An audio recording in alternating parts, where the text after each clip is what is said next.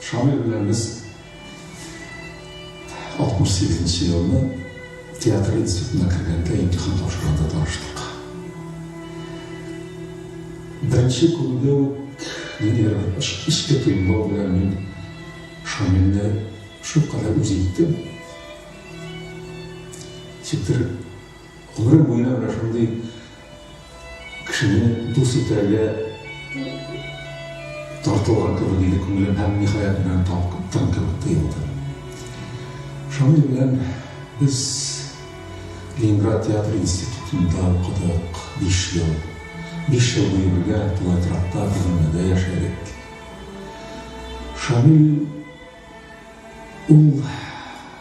ne için benim en yakın dostum bu gitti, çünkü onlarda ben özüm tilegen sıfatlarını gördüm. O gayet kişilikli, gayet derecede ziyalı, inteligenti. Şamil bilen biz her vakit aralaşaydık, iş sırlarımızda söyleşeydik. Lakin o işittir, köngülüm bütün kişilere aşık soğatırın kişi değildi.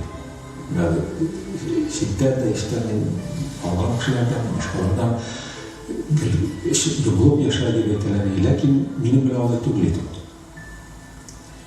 Biz ortağa salıp varsında icraat kişilerinde, aile hallerinde hemmesini ortağa salıp söyleşeydik. Birbirimizden bir nersede yaşayabilirdik.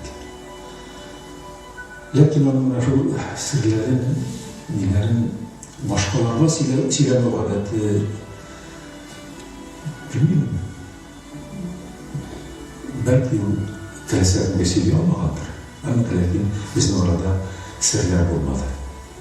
Yaxşısında, yamanında, ayrılısında, şartlıkta bir şeydik.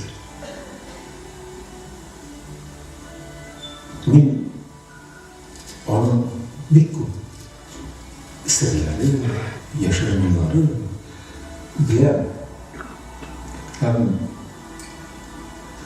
әлі de miralarını kişilere açıklamıyor. Özünde köngülümde saklayayım.